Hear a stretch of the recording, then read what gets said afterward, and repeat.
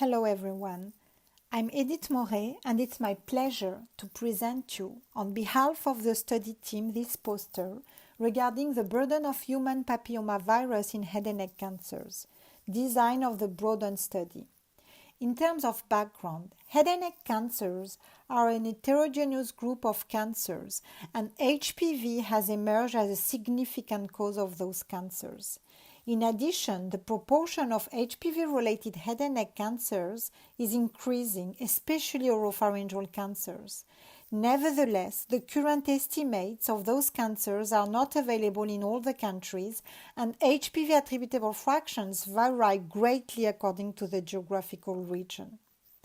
The objective of the Broaden study are to estimate the fraction of head and neck cancers attributable to HPV per anatomic site in several time study periods in 5 European countries and in 2 Asian countries, which are France, Germany, Italy, Portugal, Spain, China, and Japan, to determine the HPV genotype per anatomic location and the pathology, and to describe the head and neck cancer patient characteristics.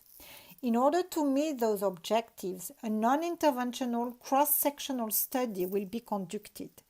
In Europe and in Japan, 2 time periods will be analyzed: 2008-2009, 2018-2019.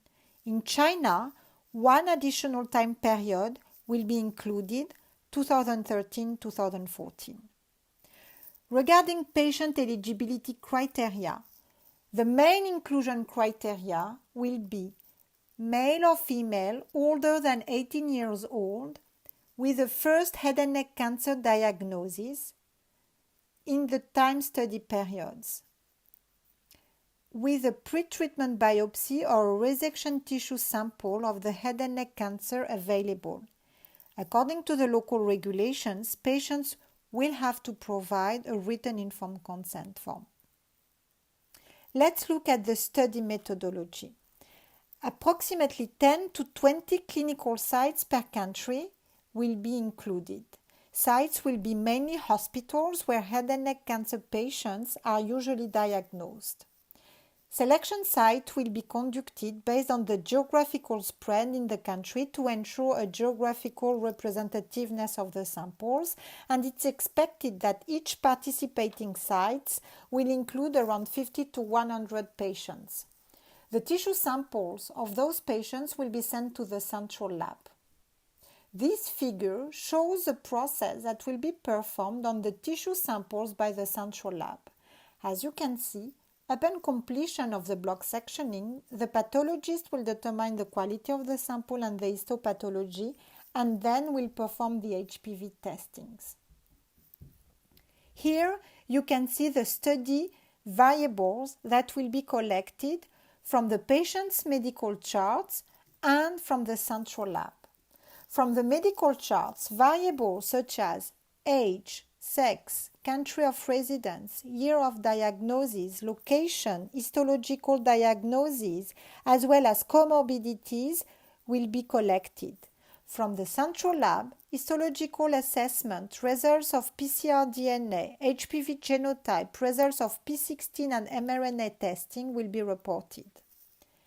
In terms of sample size, the sample size has been calculated for each country per anatomic site. The main sources are Globocan 2018 in order to assess the incidence of head and neck cancers in each country, the local data to assess previous attributable fraction for oropharyngeal cancers, and the data from the Castel-Saguier study to assess the attributable fraction for non-oropharyngeal cancers. In total, approximately 9,000 samples have been estimated for the entire study.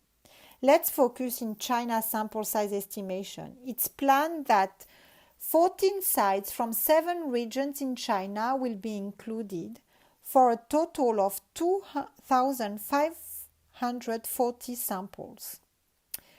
The definition of attributability in the study is very important. For oropharyngeal cancers, the attributability will be defined as the positivity of HPV DNA and positivity of P16 or mRNA. For non-oropharyngeal cancer, the attributability will be defined as the positivity of HPV DNA and mRNA. In summary, let's look at the main strengths and limitations of this study. To our knowledge, this is the first multi-country study in Europe and Asia to estimate the fraction of head and neck cancers attributable to HPV on a country-by-country basis. Working with a central lab will ensure an homogeneous and robust approach, and this study will include a large sample size per country. Nevertheless, participant sites may not be completely representative of the situation in each country. Thank you.